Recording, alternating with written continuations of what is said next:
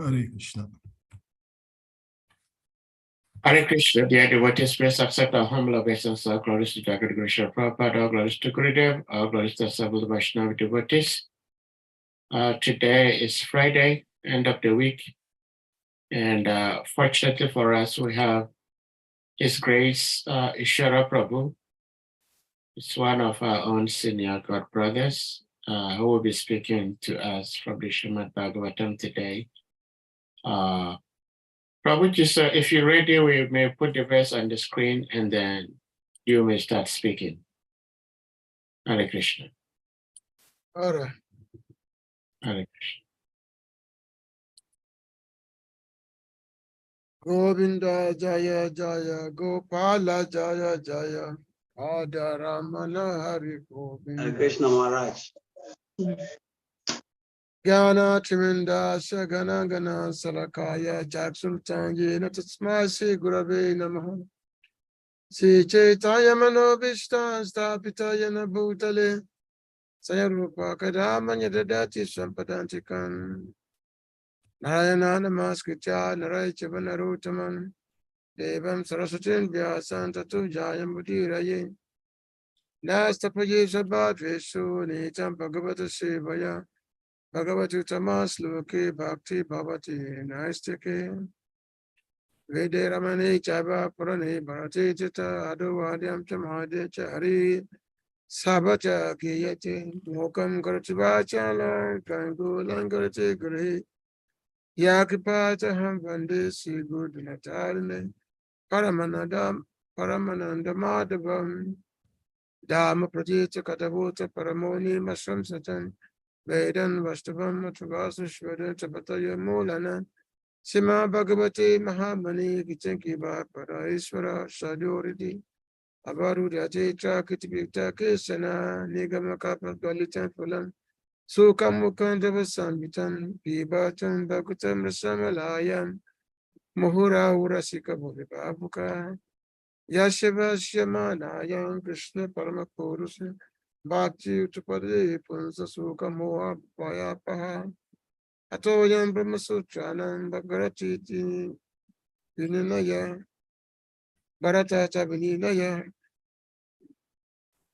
Sababeditya Shana Saransara Paribramita Sababedata Saramishi Bhagavatamishate Tarashamita Shati Tasya Nayate Sarati Pati Namamo Vishnupadaya Krishna Pishtaya Bhutale Srimati Bhakti Vedanta Swami Nani Namaste Saraswati Devi Gauravani Pacharine Nebise Sasunya Vari Pashta Dishitarine Vanchakapatarubhyascha Kripasundibhya Evacha Patitana Pavana Vibhyo Vaishnavibhyo Namo Namaha Sri Krishna Chaitanya Prabhu Nityananda Sri Advaita Gadadhara Sivasati Gaura Bhakta Vrinda Hare Krishna Krishna Krishna Hare Hare Hare Rama Rama Rama Hare Hare. So I thank everyone for tuning in this evening, my time in Vrindavan, India, and your time, afternoon time or morning time in America, Africa, or some are also tuning in from some other planets. That's, as Krishna said, Kalus me. He said, time I am. So Krishna is time. So Krishna is time and outcome, which means we have to properly utilizing our time. And the best utilization of time is to always hear and chant Krishna's name. So a lot of wonderful devotees are online today. I can see Ganga Prasad Prabhu, Prabhu, and some other great Vaishnavas. So hopefully we can have a good discussion this evening. So we are in the Srimad Bhagavatam, second canto, chapter 4, text 11. Yeah, second cut, yes, 2, 4, 11. Yeah, that is second canto, chapter 4, text 11. So it's a conversation between Sukadeva Goswami and Parikshit Maharaj. Parikshit Maharaj, he had been hearing so many, lot of advices from Sukadeva Goswami. So now he had asked some questions by which Sukadeva Goswami is going to start answering those questions. So first, we read together the verse, and then the purport. Om Namo Bhagavate Vasudevaya. Sisuto Vacha, Itopamantrito Radhyam, Gunano Katane Hare, Rishikesam Manusmritya, Patibhaktam Prachakrami. Sisuko Vacha, Sisukade Goswami said, Nama, offering obeisances. Parasmai, the Supreme, Guru Saya, personality of Godhead, who you say, unto thee. What a minute. I'm reading a different text. Yeah, sorry. Yeah, sorry. Sutta Goswami said, Iti thus, Upamantritaha, being requested, Ragya by the king, Guna Anokahane, in describing the transcendental attributes of the Lord, Hare, of the personality of Godhead, Rishikesham, the master of the senses, Anusmritya, properly remembering, Pratibhaktum, just to reply, Prachakrame, executed the preliminaries. Translation and purport by His Divine Grace, A.C. Bhaktivedanta Swami Prabhupada, Srila Prabhupada Ki Jai. When Sukadeva Goswami was thus requested by the king to describe the creative energy of the personality of Godhead, he then systematically remembered the master of the senses, Sri Krishna, and to reply properly, he spoke thus. Purport. The devotees of the Lord, while delivering speeches and describing the transcendental attributes of the Lord, do not think that they can do anything independently. They think that they can speak only what they are induced to speak by the Supreme Lord, the master of the senses. The senses of the individual being are not his own. The devotee knows that such senses belong to the Supreme Lord and that they can be properly used when they are employed for the service of the Lord. The senses are instruments and elements are ingredients, all endowed by the Lord. Therefore, whatever an individual can do, speak, see, etc., is under the direction of the Lord only.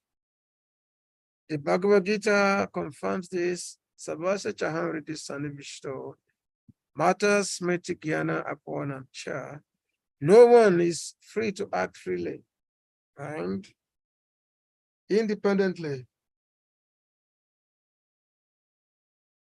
And as such, one should always seek the Lord, everything done by devotee. One should always seek the permission of the Lord to act or eat or to speak. And by the blessing of the Lord, everything done by a devotee is beyond the principles of the 4 defects of the principle for the what do you mean?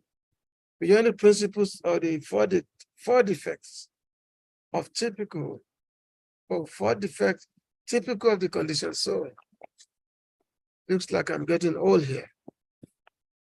So the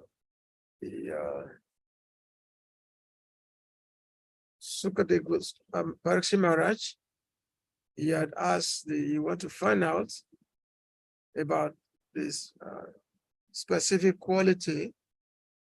He want to find out about the virtues and qualities of the Lord.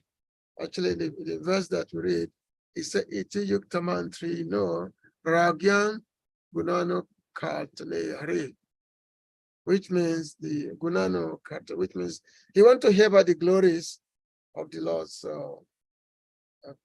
activities and the Lord's qualities. So now there are many topics which are mentioning in this, which are prelude to this text, because the Parikshit Maharaj, he had asked for 5 questions. 5 questions he had asked. So Parikshit Maharaj, he wanted to find out, first of all, he presented 5 doubts by which he's requesting Sukadeva Goswami to address to him. Those 5 doubts, which basically is a question. It's not a much, it's actually a question. So these are you want to find out about creation, how the Lord came to create this material world. Actually, this chapter is actually called the process of creation. So I want to find out about creation. And then second, you want to know about the protection or the maintenance. The Lord, because the Lord created the material world, and then he also maintains it also. So Parikshit Maharaj wants to find out about the creation, then about the maintenance, and then I want to find out about the destruction. How the world get destroyed? So you have creation, you have maintenance, and then there's dissolution. Whenever anything that is in the material world, anything that is created must also be destroyed in the material world. So because the material world is not permanent, only the spiritual world is permanent. In spiritual world, there's no creation, so there's no destruction. Everything is always existing. In the material world, there is in the time, there's a presence of time, whereby there is past, present, and future in the material world. But in the spiritual world, there is no past, there's no future, everything is always present. There's no question of past, there's no question of future. Everything is always present in the spiritual world. So that's we can see the difference there. And also in the material world, in the spiritual world, there are 3 characteristics. And those 3 characteristics are Bhagavan, means the Lord. Bhakta means the devotees, and then the Bhakti means those are the 3 elements that's always in the material world. But in the spiritual world, in the spiritual world, but in the material world is different. Material world, hardly anybody say devotees of the Lord. So those 5 items, which are the creation, the maintenance, the destruction, and then the 4th item is the basis. What is the basis by which this world is created? On what basis? Now, throughout the whole narration of Bhagavatam, it's all going to be explained. What is the basis of the creation of this material world. Why was it created? On what basis? So that's not, and then the fifth atom is the instruments or the ingredients by which the creation of this material world has been made of. So Parishya Maharaj is very eager to know this. So he's very eager to know the creation of the Lord, the universe. It's just like when a potter makes the pot, he fashions the pot nicely, and then when they fashion the pot, and after some time the pot is discarded. So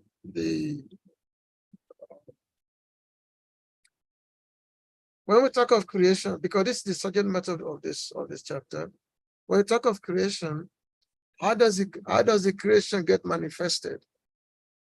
Was it made just by chanting some mantras, or is there systematical evolution of things? Is there systematic arrangement?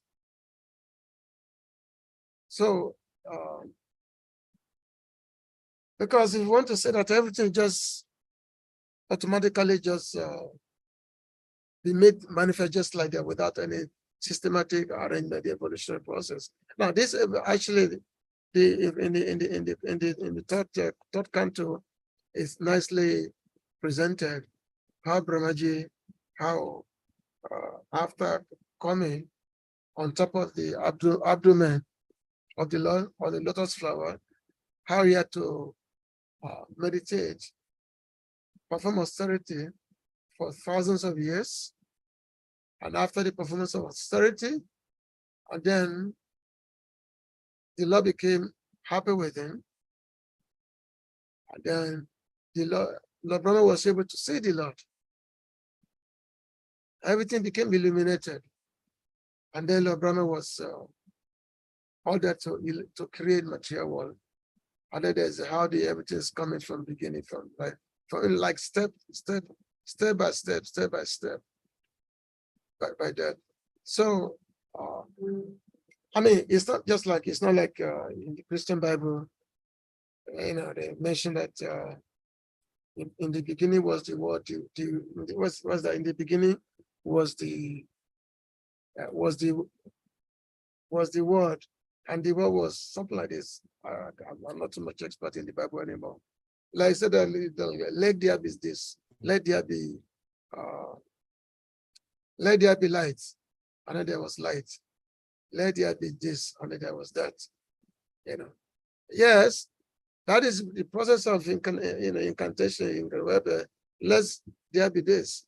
That's like we have to call that maybe second of a mystic process, whereby the Lord just want to manifest the word, and then after 6 days, the creation was complete. The creation is completed after 6 days, and then on the 7th day, the Lord take rest on the 7th day.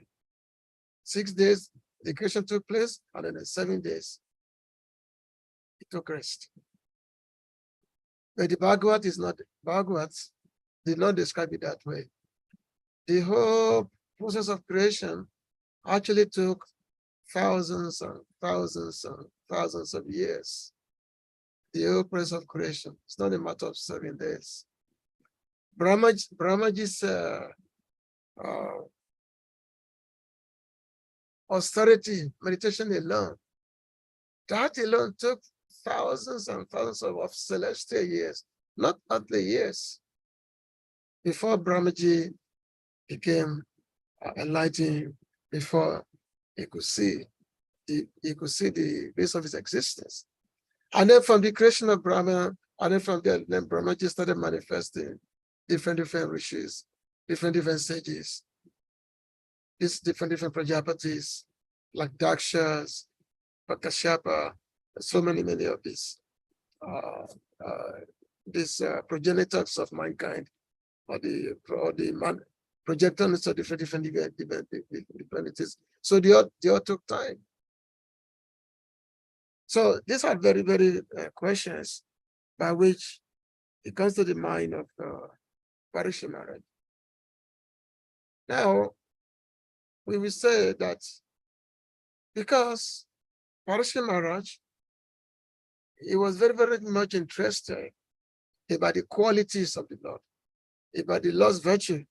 That's why in the verse we are reading, the specific verse, in the second line, he said, Gunano Kartale Hare, which means the Lord's quality, the topics of the Lord's quality, the Lord's virtue. So he want to find out about this. Iti Upamantrito again. So he had asked this question from Sukadeva Goswami. So now, Sukadeva Goswami, he is now begin to speak. Now, because Parikshit Maharaj, he had specifically asked questions concerning the topics of the Lord. Because just like as they said that when the disciple is before a spiritual master, a disciple must ask a very meaningful question. It's not that a disciple is before the spiritual master and just asking all kind of question, just non-stop question about it. A disciple should not be the person to make the guru feel bored by making unnecessary question.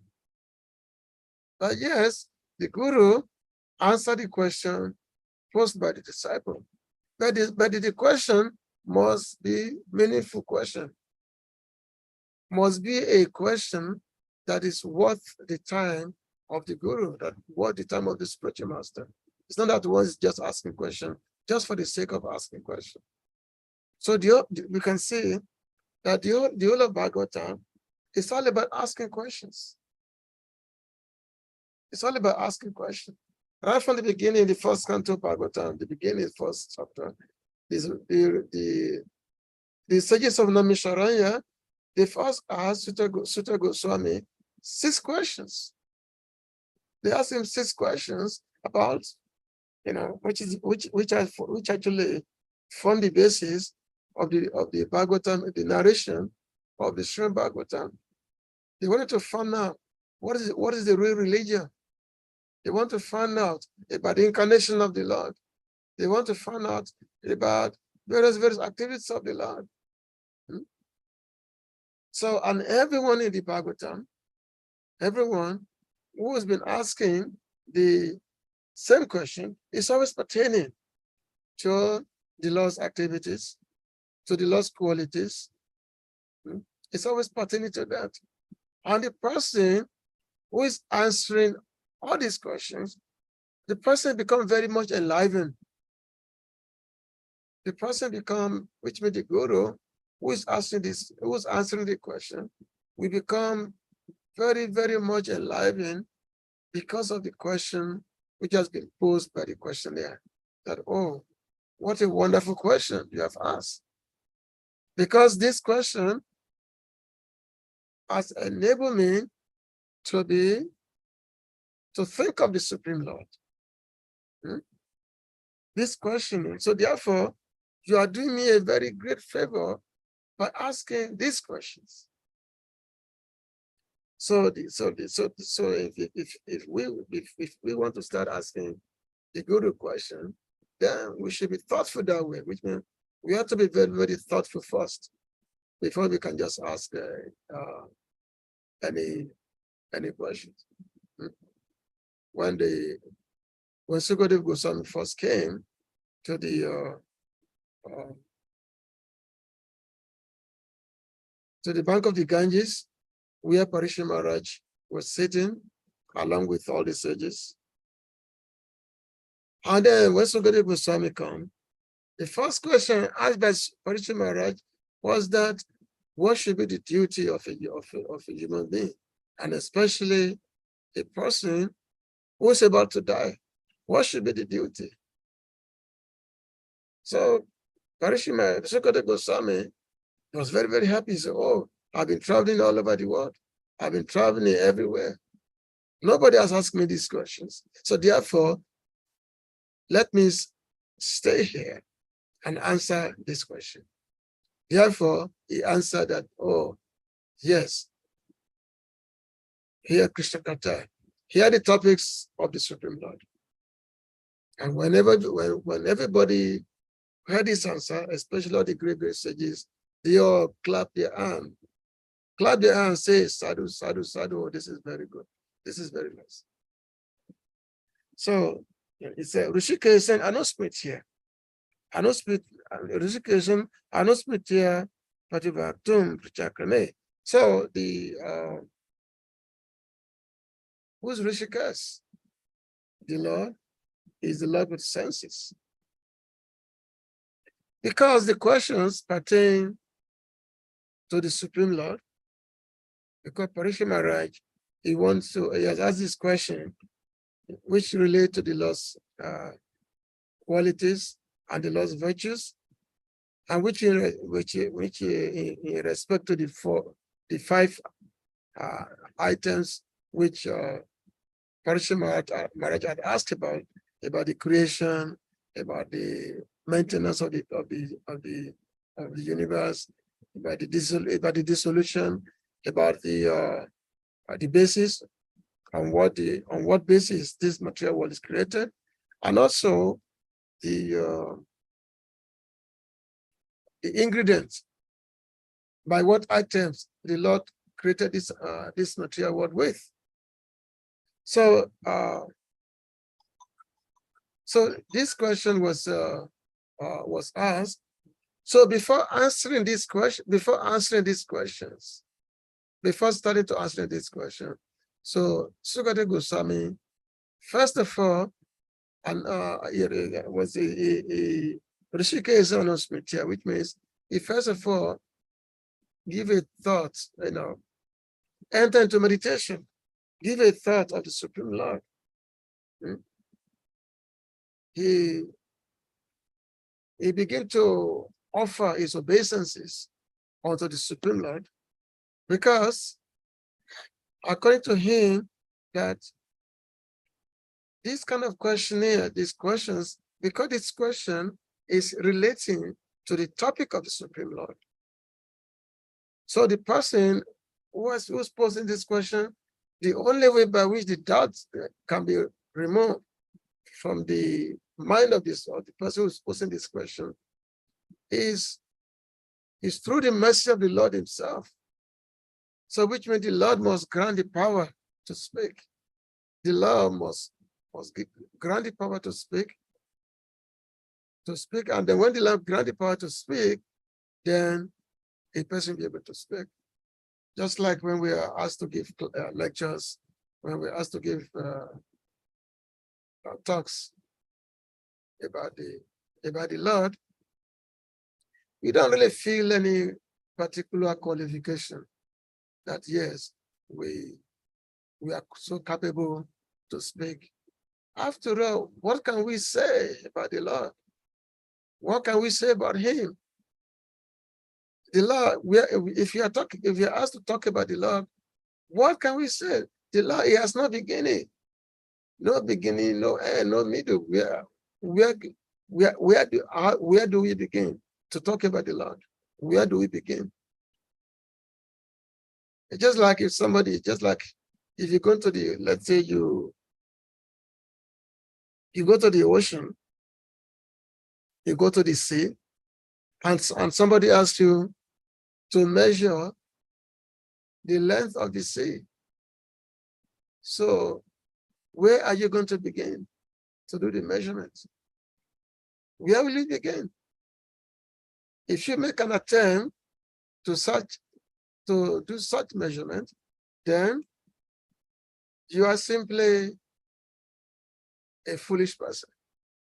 So it's only a foolish person who would think that, he knows how to, talk about the Lord. He knows about the Lord's glories, the Lord's characteristics, the Lord's activities, Just like sometimes when we have the Mayavadis, they will tell the disciple that, They have said everything. They are giving all the knowledge, everything they have given. They will tell the disciple this way. Okay, this is just completely nonsensical. So when a devotee is asked to speak about the Lord, what does he do? He first of all glorify the Supreme Lord. He first of all offer the prayer to the Lord. Offer the prayer to the Lord that, my dear Lord, allow me to speak about you. Grant me the privilege to speak about you. Allow me to speak about you. In the beginning of the purport here, Srila Prabhupada said, he said, the devotees of the Lord, while delivering speeches and describing the transcendental attributes of the Lord, do not think that they can do anything independently. They think that they can speak only what they are induced to speak by the Lord, the master of the senses. So because the Lord is called Rishikesh. Rishikesh means is the Lord of the senses, is the master of the senses. Rishikesh Rishikena Sevana Bhakti Uchite. He's the Lord of the senses. And the bhakti process is to glorify, is to gratify that senses of the Lord, who is the master of all the senses. So just to say, they think that they can speak only what they are induced to speak by the Supreme Lord, the master of the senses. There is this verse which we always recited before the recitation of Bhagavatam, that Mokam Karutavachalam, Pango Langa Tegrihi, Yakipata Hambande Paramananda Madhavam. Yatkipata Hambande Paramananda Madhavam. This verse is saying, Mokam Karoti Bachalam, that a foolish person can speak like an orator. A foolish person, Mokam means a foolish, can speak like an orator. Pango language agree. A crippled person can climb a mountain. A crippled person can climb a mountain. So, Yakipa Tahambande. So, by who can make a moka or a foolish person to speak like an orator, or a crippled person to climb a mountain? He said, Yakipa Tahambande, that person, the mercy of whom I am offering my obeisances. That person, Paramana Madhava. That person is the Supreme Lord, Madhava. Madhava means the Lord of Lakshmi. So therefore, Yakipata Hambande, Paramananda Madhava. So therefore, the Lord of Lakshmi, who is Krishna himself, that person I always offer my humble homage, my humble obeisances. So this is what's been said here. So the Sukadeva Goswami, he's going to be speaking for the next 13 verses. Yeah, the next about 13 verses, whereby he's simply been making his glorification of the Supreme Lord. And mentioned that by these prostrations, by making an humble submission to the Lord, by making an humble homage to the Lord, so the Lord will be able to remove any types of doubts, because any type of doubts which may be there in the mind of Parikshit Maharaj. So through these prayers of Parikshit Maharaj, these 3 prayers of Sukadeva Goswami, then all the doubts will be removed. And then the prayers of why? Because the Lord, he fulfills the desires of his devotees. The Lord fulfilled the desires of the devotees. So the Lord is called Bhakta Vatsala. So Bhakta Vatsala means the Lord is always very, very kind to his devotee. So therefore, the Sukadeva Goswami, while remembering the Lord, he offered prostration to the Lord, and then the beginning of the Parishi Maharaj's question, which is about the creation. So this beginning is going on. The beginning of Parishi Maharaj is the question of the creation, of how everything is taking place. So which means, and then of course this whole chapter 4, is mainly about Sukadeva Goswami making all his humble homages. And starting from next chapter, then this whole process of creation, the creative elements, they're going to start beginning, whereby we're going to be hearing from Nada Muni. Nada Muni is going to be approaching his father. His father being Lord Brahma, where how initially Nada Muni thought that maybe Lord Brahma is the creator or is the supreme person, because Lord Brahma is creating. But at the same time,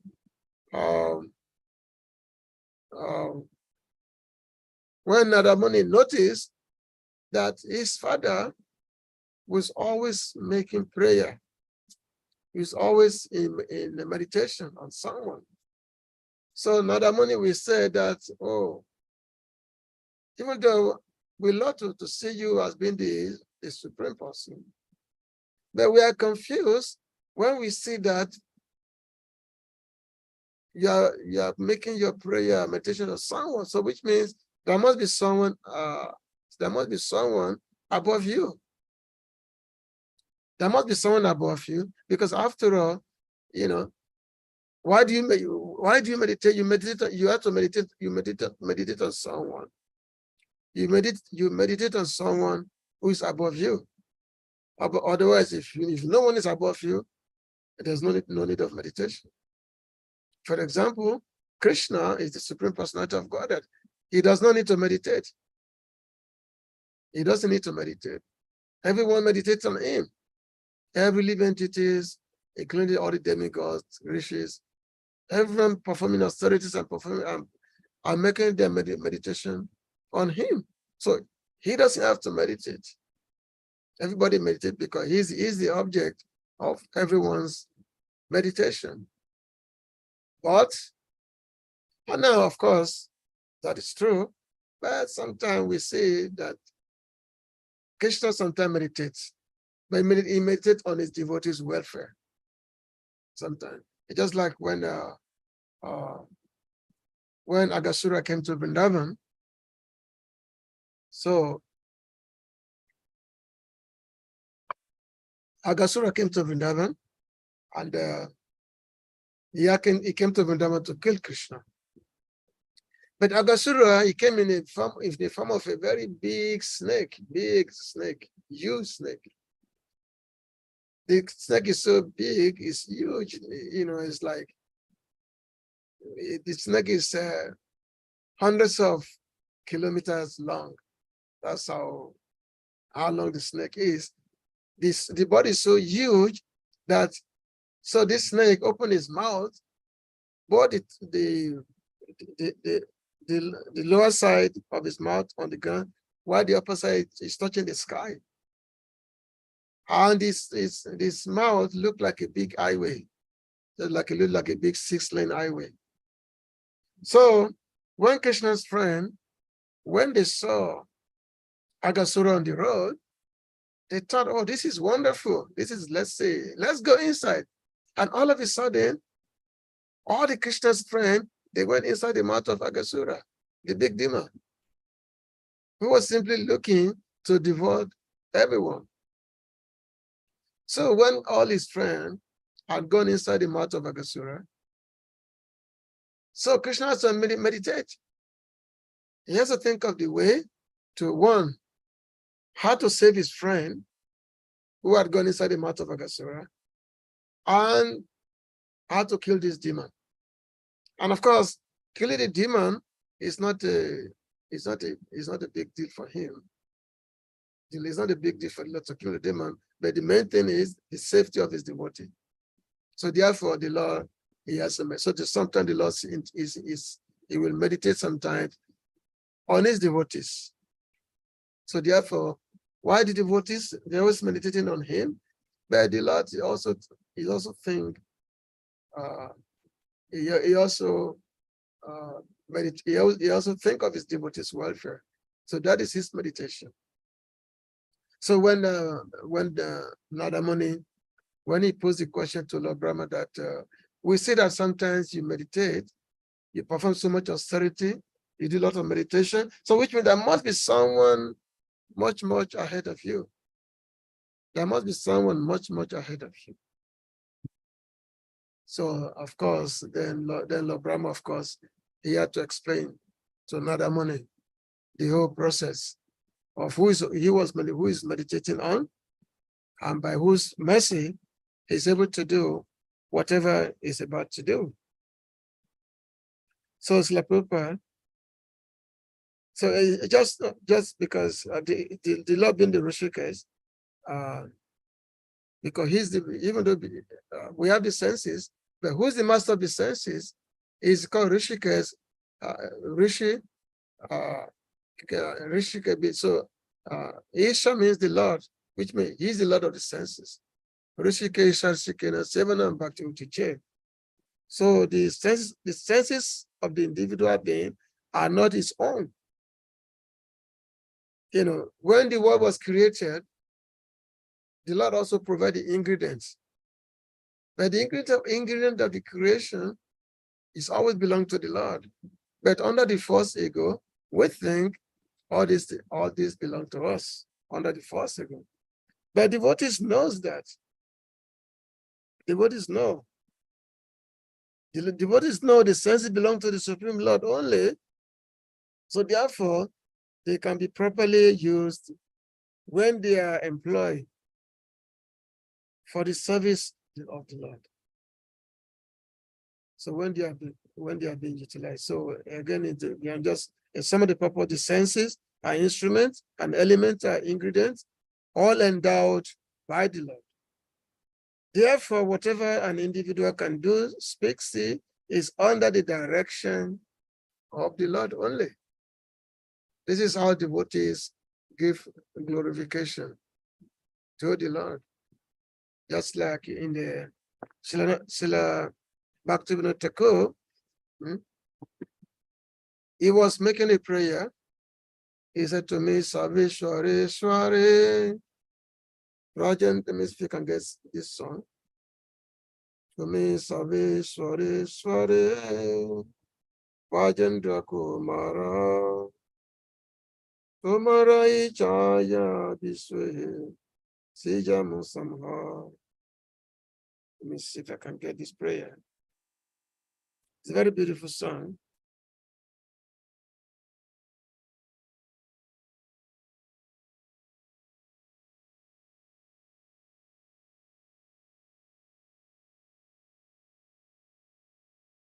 Srila Bhaktivinoda Thakur is a great Mahajan. So he's singing, Tumi Save Swari Swari Rajendra Kumara, Tomara Ichaya Bishwe, Srijam Samhara. Sorry. Taba Icho Brahma, Korina Sijamna, Taba Icho Mato Vishnu, Korina Palana, Taba Vichamate Sive, Korina Samhara, Taba Ichamate Maya, Seje Karago, Taba Ichamate Jibe, Janamama, Prana, Samaridhi Nipata Duka, Sukha Sangatana, Nichamaya Badajiba, Asapase Fire, Tabai chabina kichu koritina pari. Tumitura kakahara palakahama raha. Tumara charana bina asana ihara. Nija basa chesta prati barasa chariya. Tumara ichaya achi nibara koriya. Pakati binoda ati dina kinchana. Tumara ichaya tara jivana marana. So this is the vision. This is the mentality of a pure devotee. Someone who is completely surrender everything. Somebody who does not attribute anything to himself, but he will attribute everything to the Supreme Lord. So he said, "O youthful son of the king of Braja, you are the Lord of all lords. In accord with your will, universal creation and destruction take place. In accord with your will, Lord Brahma creates. In accord with your will, Lord Vishnu maintains. In accord with your will, Lord Shiva destroys. And in accord with your will, Maya Devi constructs the prison house of this universe, of the prison house of this world. Everything only by your will, by your desires. In accord with your will, the living entities take birth and die, and in accordance with your will, they meet with prosperity and ruin, happiness and sorrow. See? The living entity bound by illusory Maya simply wanders hither and thither.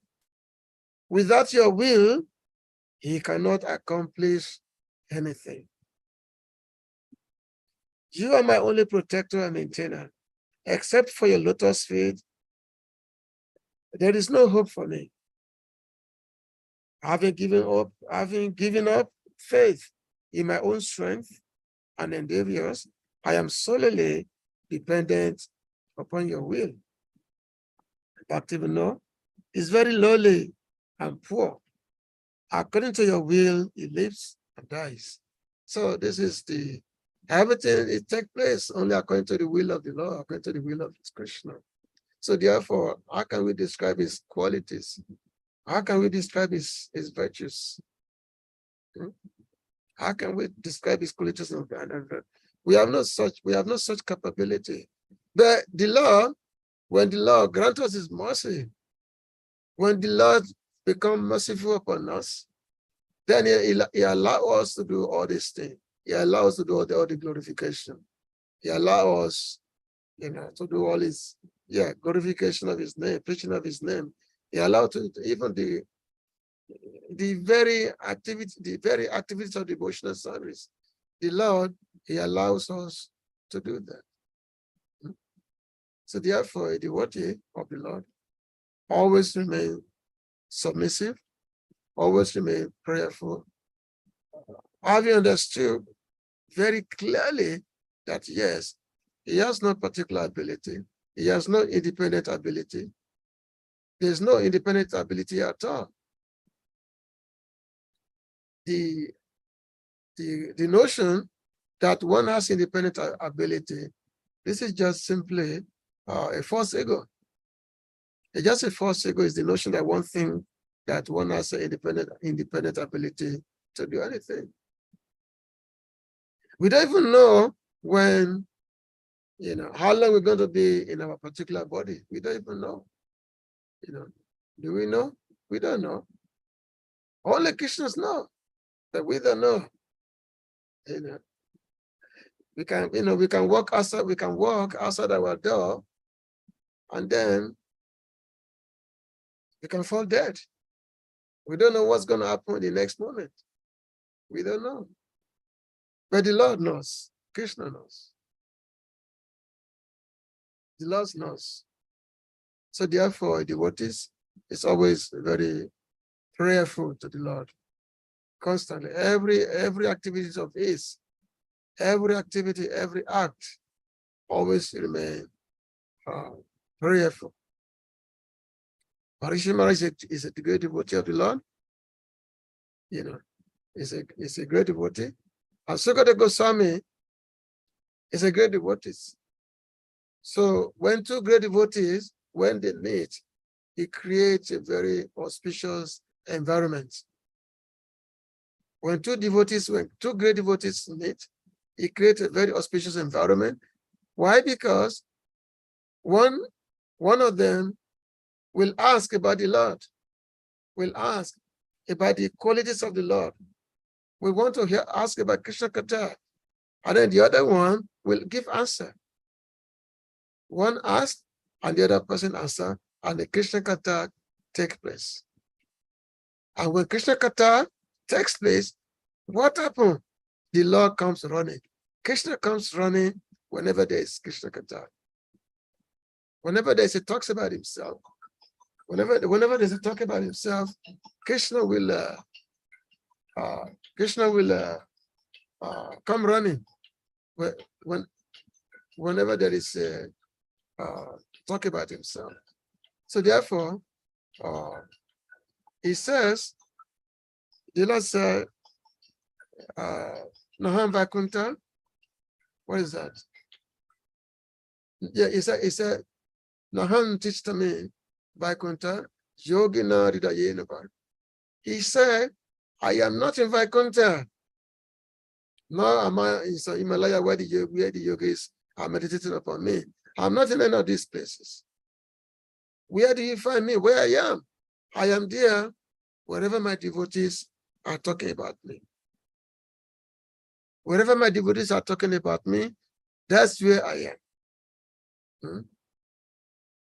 So therefore, where the two devotees are gathered together and they are talking about the Lord, so that place will become very, very auspicious because the devotees, they are talking about the Lord, and then the Lord becomes the Lord comes and is present in that environment, and the Lord is there. Just like one time, devotees, they organized a program for Prabhupada. They organized a program for Prabhupada in America. It was supposed to be in a college hall. At the entire college, apparently, nobody showed up. None of the students showed up. The Prabhupada was speaking anyway. But even though nobody showed up, the Prabhupada was speaking. So then devotees, they went to apologize to Prabhupada. There's Prabhupada, we're very, very sorry that we made all this arrangement, but nobody came. Nobody came. We're very sorry that nobody came. So Srila Prabhupada replied that, what do you mean nobody came? What do you mean nobody came? Didn't you see Narada Muni? Didn't you see Lord Brahma, Lord Shiva? So many demigods, many great personalities. They were here. They were all here. So what do you mean nobody came? So that's a devotee, because where a devotee is, pure devotee is speaking about Krishna, Krishna is there. Krishna come running in such places. So the Sukadeva Goswami, because he has to reply to Parikshit Maharaj's question. Because Parikshit Maharaj is very, very curious about these five items, about the creation, the maintenance, the dissolution, the basis, and the ingredient. So Parikshit Maharaj is very, very much want to know about this thing. So the Sukadeva Goswami, before he start replying to this question, so he first of all, he now begin to make his prayer to the Lord. He's making his obeisances, making various prayers to the Lord. So this is the characteristics of a real sadhu. This is the characteristics. So normally, whenever a sadhu is asked to speak, in any given places, we'll always take his time to, first of all, offer prayers to the Lord. Always, first of all, offer prayer to the Lord, because we cannot speak about the Lord without offering prayers to him. We have to offer prayers to the Lord. we have to offer prayer to his devotees. And then devotees, the Lord will grant us the permission. Will grant us the mercy to be able to speak about him. We grant us this. So, and this is how we're going to be hearing Bhagavatam. So I think I'm going to stop here. It's a very wonderful topic, but I'm going to stop here. So if anybody wants to ask questions or comments, so the floor is open. Hare Krishna. Hare Krishna, thank you so much, His Grace Isvara Prabhu. Thank you very much for the wonderful class.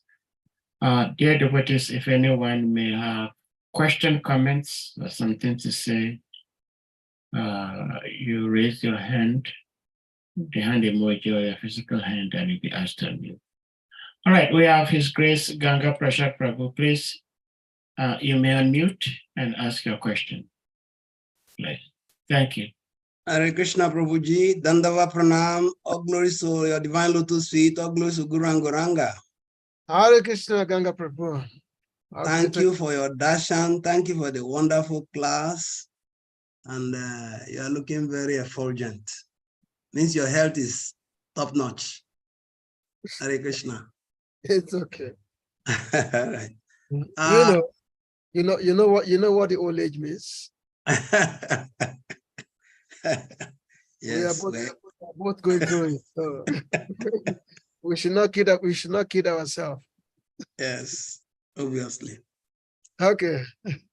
Well, during the course of your lecture, you mentioned that when you were giving reference to Narad Muni and Brahma, and how Narad Muni was always observing Brahma praying or meditating on some other person. So you said that devotees meditate on Krishna, and Krishna does not meditate on anybody or anything, but you also rephrased and said that Krishna meditates on his devotees. So I wanted to get a little more of an explanation on this concept, because in the Krishna book, it's mentioned that Krishna, in the morning he rises, he meditates, like his daily routine. And so, but then you already gave a little tip inside it that he meditates on the welfare of his devotees. I just wanted to make a little more expansion on that. Yeah, this is mentioned in the later part of the 10th canto, the activities of Krishna in Dwaka, whereby as part of his household activities, he does some certain things, certain auspicious things, such as looking into the ghee, into things. So we do some yoga, and then we do some meditation. You know. Now, and of course, the Acharyas, they explain that very clearly, that because that yes, if you meditate when there's somebody above you, but there's nobody above Krishna. That's also understandable. And the Lord, being a Grihastha in Dwaka, and the Lord, you have to set the example. As it said, that a great person does things so that the common people can follow. So the Lord was acting as a perfect Grihastha, and then he showed an example how all Grihasthas should behave. So that's his example. At the same time, his meditation is not on anyone, he meditated only upon himself. He's clearly pointed out that the Lord meditated upon himself. You know, just like, I mean, now, and this is Dwaka, this is Krishna. But Vrindavan Krishna is never like this. In Krishna, Vrindavan, he never meditates. He only dance. In the middle of the night, he dances with the gopis, and in daytime, in the daytime, you go and make the cow and all that. So, no such a thing as meditation there. But in Dwaka, because the Dwaka is Krishna, is a little bit different from the Vrindavan Krishna. So Dwaka is Krishna, he does meditation on himself. He does not meditate on anybody. No, if there's certain thing, just like when Lord Ramachandra was going to Lanka to fight with Ravan. So, and then he was at the shore of the ocean. So he was meditating on he was meditating on the ocean god to come and give assistance. But the guy was taking his time. So Loram wanted to give him, he wanted to chastise him. So he immediately came out and gave all the assistance to the Lord. So the Lord will do, sometimes he do things just for the sake of, for a certain purpose, that way. So again, when the Lord do certain thing, we should not think that, oh, he has become like us. We have to meditate, and he also has to meditate. So therefore, he's just like us. So therefore, we're as good as God. So that is madness. We are not as good as God, and we will never be as good as God. So the Lord does things for the purpose of certain, just for certain teaching. That's why the Lord will do things, or not so for his own fun. For his own fun, the Lord will do things for his own fun. That's the way we should understand it. I hope that's helped out a little bit. Thank you, Prabhu. Thank you very much. Okay. Hare Krishna. Thank you, Ganga Prasad Prabhu, for the question. Anyone else with any question, comment, realization?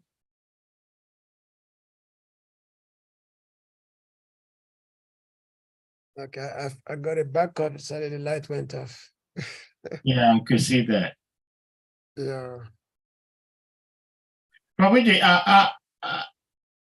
if you can give a little bit of clarification, because you said that Lord Brahma meditated thousands of celestial years.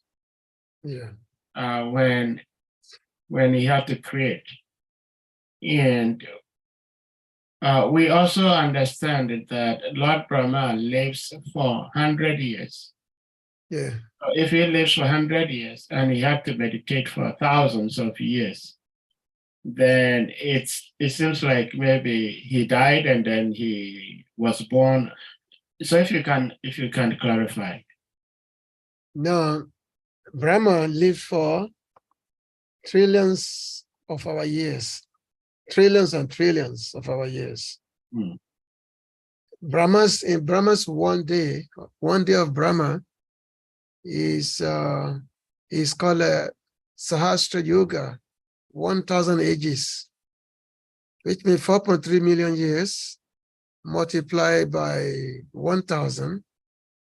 That is 12 hours of Brahmaji. His full day is 24 hours, is 8.6 million years. So that's a long time of Brahma. That's a long period of time. So that's celestial years, not Brahma. Celestial year, which means the heavenly planets. But that's the years on the heavenly planet. It's not the planet on Brahmaloka. It's not the years. It's not the days of Brahmaloka. Heavenly planet, their years. Our 6 months is their one day in the heavenly planet. So which means our 6 months is their one day. So which means our 1 year is our 6 months, our 1 year is a one full day of the heavenly planets. So the calculation is based on the celestial, which is based on the calculation of the demigods years. That which is nothing in the days of Brahma. 1 day of Brahma is 8.6 million years. That is 1 day. So in that 8.6 million years, if you just meditate in 1 million years alone, that's just 1 million years. So anyway, Brahmaji, it takes time. He meditates for thousands and thousands of years, a long period of time before actually by the time his creation started, everything started getting put in place. it's already almost half a day of Brahmaji, almost half a day. Before everything started falling in place. It was almost his half day, which means millions and millions and millions and millions of celestial years. So the time is very relative. Just like when Brahmaji came here to Vrindavan, when Lord Krishna was performing his pastimes, and Brahma, he stole all the Krishna's friends. He stole Krishna's friends and cows and put them in a cave. He put them in a cave. He wanted to see what Krishna will do. So when he did that, Brahmaji just turned his back just for a moment. He wanted to see what Krishna will do. But that just is turning back just for a moment of his time. It's already 1 year. 1 year have already passed. And of course, within that 1 year, Lord Krishna, he was going from the forest back to the village because Krishna had duplicated himself, of the same cowherd boy, the same cows, the same calf, and the Krishna was going back and forth from the village, and all the Brijabasis, they were all having their intimate, their individual direct relationship with Krishna. But that turning back of Brahmaji, which was on just a moment of his time, it's already 1 year of our time. And there was once one king, I forgot his name. So this king has got a daughter. So the king, he was looking for the best, he wanted the best qualified person to be the husband of his daughter. He wanted the best qualified person to be the husband of his daughter. So this king, he went to Lord Brahma. He went to Lord Brahma that said, Brahmaji, can you please select a good, among all the men in my kingdom, can you please select a good husband for my daughter? So, and that time Brahmaji was meditating. So after a short period, so Brahmaji came to talk to the king, and the king asked him that to find the husband for his daughter. So Brahma told him that, look, by the time you get back to your kingdom, you will not, because your kingdom is already gone. So many generations and generations have already gone. They've already destroyed a lot of dynasties, gone, billions, millions, thousands of years. You'll not be able to recognize no one because your dynasty, everything is gone already. So this king, he came to Brahma's loka, and by the time he returned back to earth, all his dynasty, everything was gone. It has gone for. It's completely not even in the remembrance anymore. Not even in the remembrance anymore. So the time is relative in the material world. The time is relative to us. So for example, the whole universal creation takes place within the breathing of Lord Vishnu. When Lord Vishnu breathes out, so many universes comes out of his body.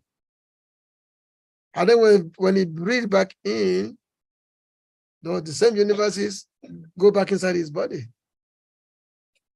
So you can just imagine, and that takes, we can just calculate. We cannot calculate. We are talking of lifetime of Brahmas. So, but Lord Vishnu just simply lied down and simply taking his good rest.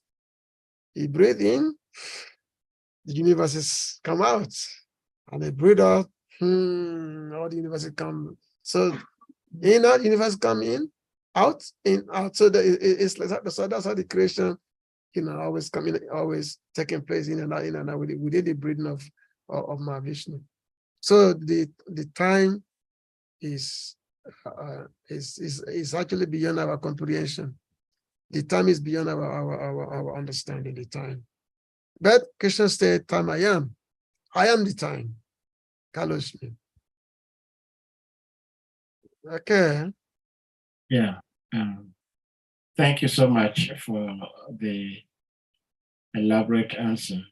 The time difference in different dimensions. Very interesting. Anyone else with any question or comment, please?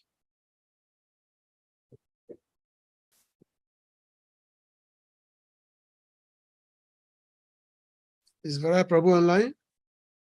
Let me see. Yes. Sometimes around this time, he may be on the street. I don't know. Srimad Prabhu, are you at the temple? You may unmute.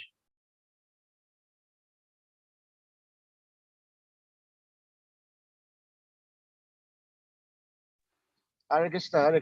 Dada Pranam, Prabhu. Hare Krishna. Hare Krishna, Varha Prabhu. Actually, my humble obeisances, all glories to Srila Prabhupada, all glories to you. Yeah, I'm driving, but I'm just at the temple gate now. I'm about to enter the temple. Oh, okay. So maybe in a few minutes. Okay. All right. Prabhuji, the song you sang, Bhakti Vinod, Suresware, it's very interesting. It's very interesting what Sri Bhakti Vinod Thakur is saying in that song. His glorification and the recognition of the importance of Krishna in one's life. Now, let me see which stanza is that. I think I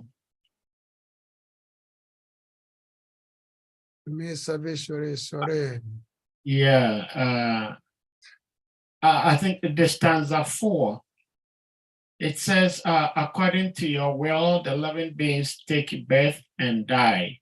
And according to your will, they meet with prosperity and ruin, happiness and sorrow. Yeah. So, can you please help me explain what Sri Bhakti Vinod is implying here? Because I do not think it is the will of Krishna that I do not realize it. I do not think it is the will of Krishna that I'll be poor. Well, my understanding is that what I do, what I intend to do, if Krishna sanctions, then it happens. But if I don't do anything, and Krishna also does not do anything otherwise, then whatever I'm looking for will not happen. But if you can explain it, sorry, if you can please expand on that. I can put the verse on the screen, and maybe that might help. I have it in front of me here. Okay. I think it's stanza 4, yeah. Yeah, I know. So when a devotee is when a devotee is in the process of surrender, and the devotee does not attribute anything to himself, success or failure, he sees that as the supreme will of the Lord. That if it's your will that I'm rich, whatever, if it's your will I'm poor. But of course, because the devotee does not see poverty or prosperity, because if a devotee does not see himself as an enjoyer of anything, because he doesn't see himself as an enjoyer of prosperity, so therefore, if prosperity may come or poverty may come, he sees that is the loss on will, is the loss on independent nature. Because after all, a devotee will still glorify his Lord, no matter what circumstance is. He will still glorify the Lord, no matter what his circumstances. If he chant the Lord's name, either he's poor, if he chant the Lord's name, either he's rich, it doesn't matter. So this is actually the mode of a devotee who's surrendering. And that's why this prayer is part of Saranagati. Saranagati, which is the surrender of a devotee to the Lord. This prayer is part of it. Whereby is that according to your will, a living being take birth, or according to your will, a living being dies according to your will. That a living being, a living entity cannot even raise his finger without the supreme will of the Lord. Because we are thinking that we are moving our hand, that we are thinking so, but we are actually, there are demigods behind everything we are doing. There are demigods behind all our activities who are in charge of our movement. And these demigods, they are appointed by the Supreme Lord. And these various demigods, they're in charge of our movement. So what independence do we think we have? But because of our false ego, ignorance, we think that we're independent. So therefore we celebrate July 4th, as you just did in America. Or in Nigeria, we celebrate October 1st in Nigeria. I don't know which day is Ghana. So everybody celebrating a particular Independence Day. But where is independence? When you are completely, totally bound by Maya, by material energy. But under ignorance, firstly, we are thinking that we are independent. We're just ignorant, that's all. But devotee is somebody who is surrendering to the Lord. He therefore is no longer see himself any particular. He doesn't see any will that attribute anything to himself anymore. He attributes everything to the Lord. So therefore, he's making a prayer that Lord, is by as you wish, I may be poor, or if as you wish, I may be rich. In this case, I will still be glorifying you. So it's not that as maybe you want to say that you don't think that the Lord wants you to be poor. But again, we have to understand what is meant by poverty. Does poverty mean material acquisition? That's not poverty. Poverty does not mean material acquisition, because we may acquire material asset today, and then tomorrow it may be gone tomorrow. So that's the reality. But what is poverty? The poverty is when we are not in possession, when we are not developing love of God, when we are devoid of love of God. That is real prosperity. That's real poverty stricken. That is, we are poor when we are dispossessed of love of God. Then we are poor. We are the real poor. We are the real poverty stricken. So when Mahaprabhu asked Ramananda Roy that who's the capitalist? Who's the greatest capitalist? Mahaprabhu replied, the greatest capitalist is the person who developed love of Krishna.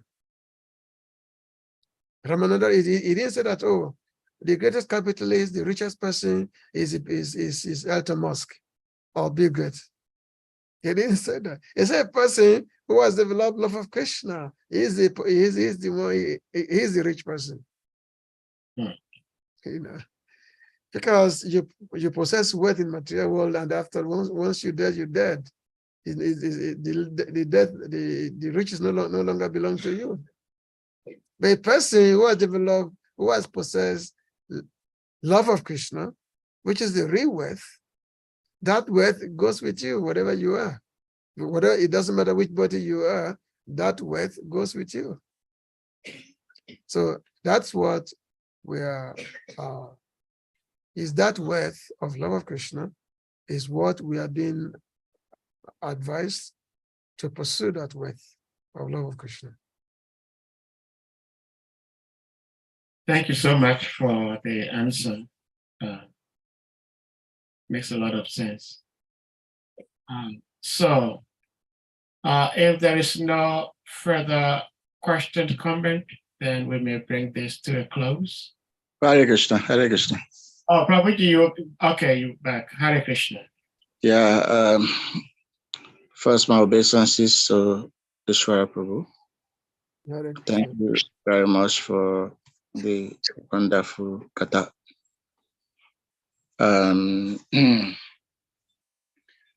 Yes, first question I wanted to ask was already asked by Ganga Prabhu. And the second question, you mentioned that Parishit asked 5 questions. That is only limited to this chapter, I think. Yeah, I- it so covers the rest of the canto. No, I don't get you. Yeah, the answer covers the rest of the canto. Yes, answer, yes, but I'm talking about the questions Mara Parishit asked. The 5 questions were the questions pertaining to creation in this chapter or overall, because I think he asked much more questions than that. Yeah, he has 5 questions. But mention 5 questions he answered. Only? Yeah, in this chapter, in the beginning of this. In this chapter? Yeah, he has 5 questions. Okay. And then Goswami will be able to answer that over the next chapter and another that he'll be answering. Yeah, because I remember in Canto 2, he asked several questions, so many questions, towards the end of chapter 8 of Canto 2. Several questions, so many of them. Yeah, because one answer always brings more questions. So, but the initial question is there, these 5 initial questions.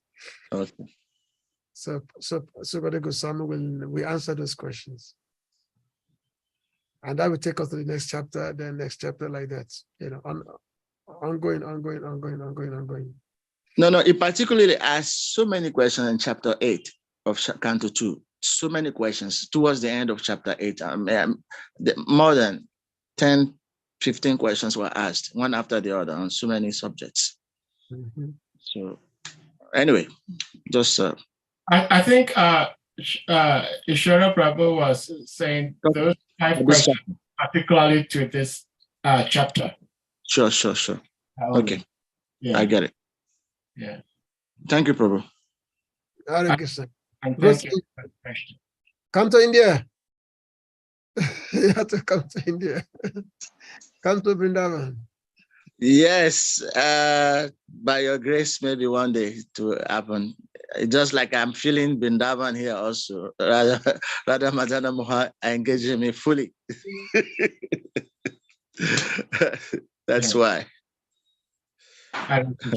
Yeah, at least we can get some association. Yes. Whatever devotee is, that is Vrindavan. Yeah. But it also goes places so that we can get association. By Krishna's grace, no doubt. It will happen soon.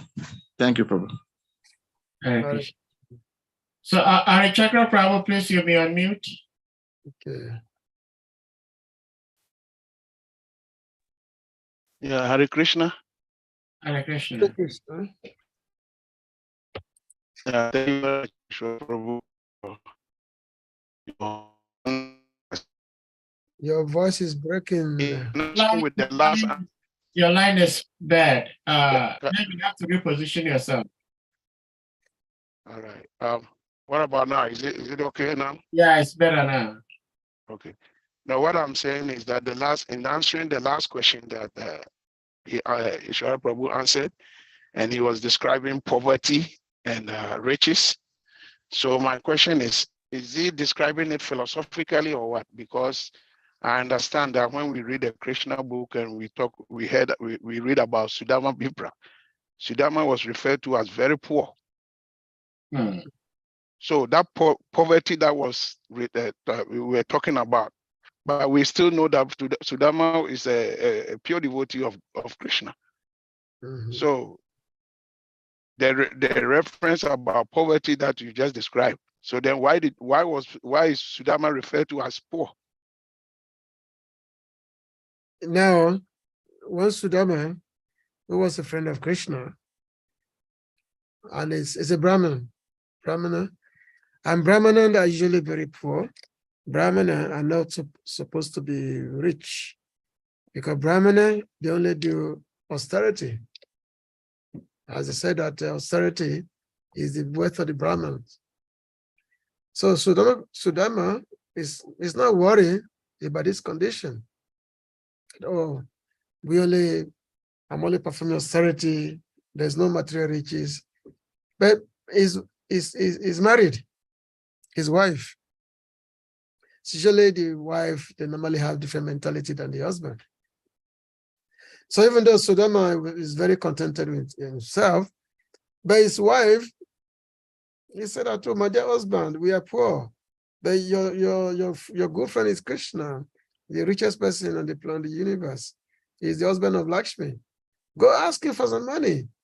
The women, they always seek some comfort, So even though Sudama was not really interested in going to ask Krishna to help him with this situation, but his wife keep again and again asking him again and again. So Sudama said, okay, so this guy, then it's okay, maybe this is an opportunity for me to see Krishna. He's okay, I'm going to go to Krishna. He said, oh, this is an opportunity. And then he decided to take a trip to Dwarka to go and meet his old friend Krishna. And of course, when he was going, his wife gave him some cheap rice to offer to Krishna, because when you're going to meet a person, a great person, you have to offer something. But they are poor; they only have some cheap rice, So anyway, when Sudama, when he was going to Dwarka, he wasn't thinking about the so-called poverty condition. He was simply absorbing Krishna, because after all, he and Krishna were friends. They were schoolmates together. They both went to Gurukul together. They even were lost in the forest together. Overnight, they had to sleep in the forest. So Sudama was simply thinking of how wonderful his friend is, Krishna. Just imagine in your life, you're simply thinking of Krishna. You've taken Krishna to be your friend. So Sudama was simply thinking of his friend, Krishna. I wonder, he said, oh, I'm finally going to meet him. Finally, I'm going to meet my dear friend Krishna. So that's what he was thinking. That was his meditation on his way to Dwarka. So it became like it's like he was already in Samadhi, just thinking of Krishna, about how I'm going to meet him, Krishna, how wonderful Krishna is. And then when he reached the palace gate, and then immediately Krishna knew that his friend is coming. So Krishna came to the palace gate and welcomed Sudama. Took him to the palace, and Krishna himself personally washed the feet of Sudama and sprinkled the water on his own head and at the head of his wives. This is Krishna, this is God, but he's doing it to his devotees, their devotee. So the whole time, Sudama, he even forgot his mission. He forgot the reason why he had gone to Dwarka. The fact that Krishna had met him and Krishna gave him the best host, he totally forgot his mission. Totally forgot his mission. So even Krishna said, "Oh, my dear friend, you must have something for me. I think you have some gift for me." And Sudama said, "No, I have nothing. I have no gift for you. What can I give you? I have nothing." But Krishna said, "No, you have some gift for me." And Krishna grabbed his cloth, which Sudama was carrying, and Krishna opened the cloth. There was this cheap rotten rice, and Krishna took that. He took one bite, second bite, and Rukmini has to say, "Oh, my dear Lord, stop! It's already enough. You already gave him all the riches already. If you take one more muscle, then we have to go and become his, his servant or something like that." But Sudama was not even thinking of all these things. That even after reception, he decided to go back to his village. He totally forgot that he had come to ask Krishna to help him to alleviate his poverty condition. But when Sudama, so he went back to his village. But by the time he reached his village, so much wealth is already manifested. He could not even recognize his house anymore. His house has turned to a beautiful palace. His wife is so happy. She came out of the palace to welcome her husband. And the husband was very surprised that, oh, what happened? So in this way, the devotee do not think of what is poverty-stricken or anything. As I said earlier, as I said before, the poverty-stricken is when we are when we are devoid of love of God, that is poverty-stricken. When we are devoid of love of God. So a devotee, he only begs to have love of God. He doesn't beg to have some material riches, because the so-called material riches will simply bind you in the material world. We simply bind you in the material world, the so-called material riches. But the real riches, the real wealth is Krishna Dana, Krishna Prem Dana. Krishna Prema Dana means the wealth of love of Krishna. That's what we need to aspire for. And that's what Mahaprabhu came to give. Chaitanya Prabhu, Nityananda, that's what he came to give us. This love of Krishna. Krishna Prema Dana, this is what they have come to give us. So this is what we have to aspire for. He that is hepat, whatever condition will be, other place will become secondary. Like when Bhimanga Thakur, he prays. He said that, my dear Lord, since I've developed attachment to you, since I've developed my attachment to you, love of you, this he said that the four goals of life, Dharma, Artha, Kama, Moksha, they always running after me, begging for my service. The four goals of life, economic development, wealth, even some gratification, religiosity, moksha, liberation. They always running after me, begging for my service, begging for how they can serve me. Since I developed loving attachment to your lotus feet. So a devotee's real concern is how to develop love of God, love of Krishna. All other things become secondary. They don't even think about it. All other things become secondary. So this is that's what our focus should be. How this can be our main meditation in life. How this can be. This is what our focus should be. Hare Krishna. Hare Krishna. Thank you so much, Ishara Prabhu. Dr. Hassan, please, you may unmute.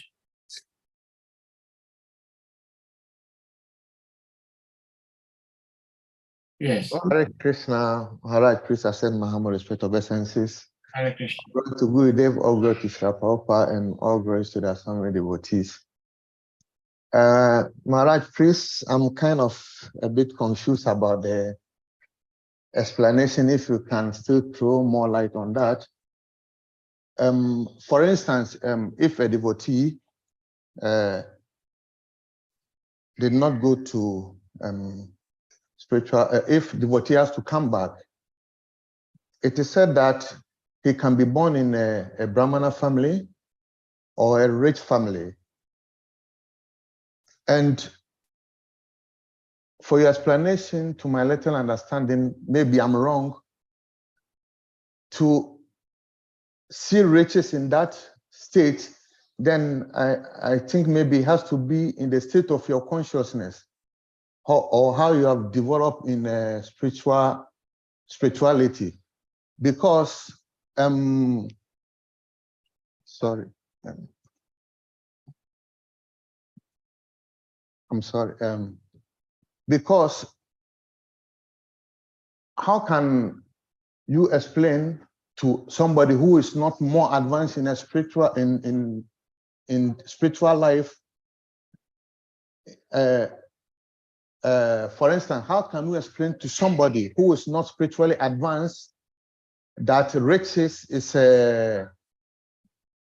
how much you have developed in a spiritual life? Because immaterially there's poor and there's riches. So if you can explain more about that, because even in a Krishna consciousness, it is said that we don't have to be more spiritual and we don't have to be more material. And in this state, we see people who are well-to-do, who are rich people. There's a stages of riches. People who can see them that they are devotees, they are more rich materially. And there are people who are very, very poor. Even they find it very, very difficult to find something to eat, but still they are devotees. So if you can throw more light on that, because I'm kind of confused on your question. Hare Krishna. A person can be rich or poor in this material world, according to your karma. You become rich or poor in this material world. On the stage of being a devotee is something that is entirely transcendental. It has nothing to do with the condition of this material world, being a poor. And in the beginning of your question, you made mention of an unsuccessful yogi who has to come back and take birth in a family of advanced transcendentalist Brahmins, or take birth in the aristocrat family, an unsuccessful yogi. So now that does not relate to a devotee, because a devotee is someone, a real devotee of Krishna who is actually practicing bhakti, is someone who has already transcended, go beyond ordinary practice of yoga. Somebody who has already taken shelter of the Supreme Lord. Even that person, once they're on the path of bhakti, back to the spiritual world, they are on the path. They will not be be subjected to the situation of this material world again, like being, all this, or the situation of whereby an unsuccessful yogi is. Because a yogi is someone who is not yet a devotee. A devotee is above a yogi. Krishna said that at the end of chapter 6 of the Bhagavad Gita. It talks about a devotee is above, or is above a yogi. It's above that. So now, when we're here, because devotees, when they're in the material world, they don't really require, because they don't see the materialistic acquisition of wealth as the requirement for them to be in this material world. Now, if to execute some purpose, the Lord may decide to give wealth to a particular devotee, because the Lord wants to execute some purpose, or maybe some preaching purpose. For example, one time, Yudhishthira Maharaj, he asked Lord Krishna for some benedictions. He asked the Lord that, my Lord, I want some benediction from you. So Yudhishthira Maharaj asked Lord Krishna this one. So Lord Krishna said, okay, you can ask what you want. He said, I want to be an emperor of the biggest empire. I want to be the emperor of the biggest empire that nobody can rival it. So that is one. Lord Krishna said, okay, I'll give you. And then he said, I want to have the most beautiful wife in the creation. I want to have the most beautiful wife in the creation. So Lord Krishna said, okay, I grant you.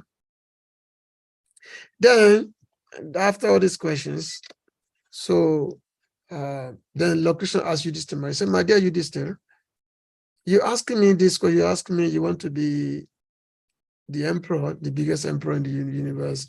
You want to be the husband of the most beautiful woman, like Draupadi. You want to have the most riches. But my devotees do not want all these things. So why are you asking me? Why are you asking me this? Because my devotees do not want all these things. So Yudhishthira Maharaj had replied, he said, my dear Lord, I'm asking this thing. It's not because of what I wish. It's not because of my need.